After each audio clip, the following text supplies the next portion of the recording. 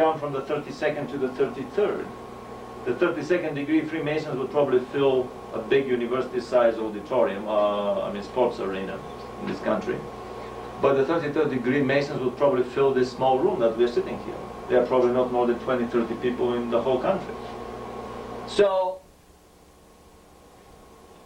in the book, The Cosmic Conspiracy, Sandel, a very important author, and an extremely important book, talks about the extraterrestrial levels of these conspiracy structures.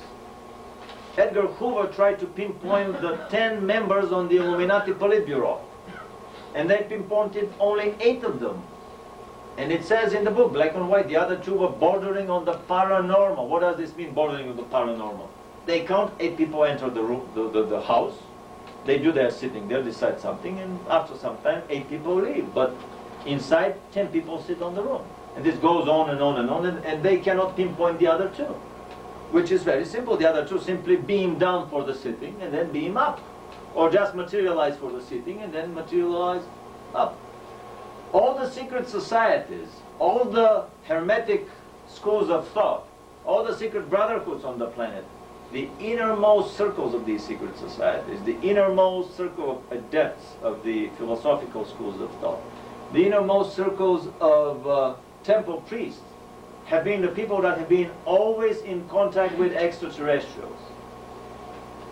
Secrecy is needed for many reasons. Positive reasons are that the planet has to be kept in isolation in order to develop cultural diversity. If we are swamped with extraterrestrial contact from the very beginning, then we all would be wearing t-shirts and Japanese Seikos and transistor radios under our arm and jeans.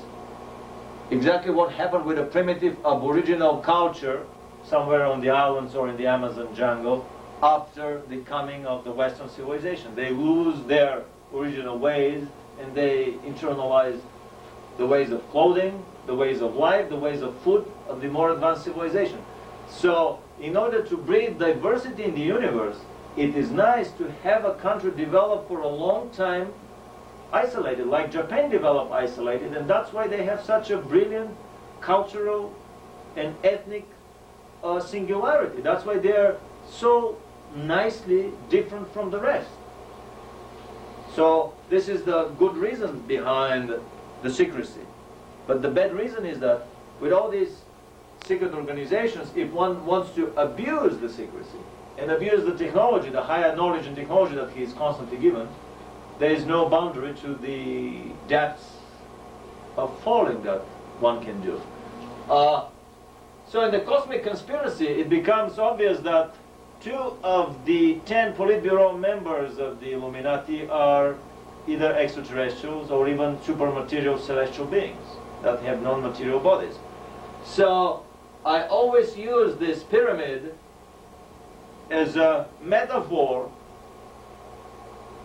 for the conspiracy structures, for the management hierarchies, for the management pyramids that go on the different conspiracy levels on our planet. Then from a certain point on, they go beyond in outer space to the neighboring planets and stars in our portion of our galaxy, and up and up and up to the highest levels of management in the universe.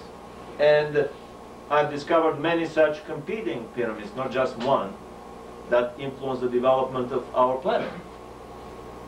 A lot of books have been written on the Illuminati. Most of them are basically whitewashing, party line, cover-up stories. But in some of them, very interesting information can be obtained. The second book by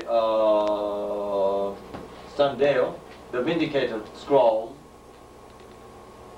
talks about a lot of connections between ancient terrestrial cultures and alien beings. Morals and Dogma. Should we stop the tape now? It might be a good time. Yeah.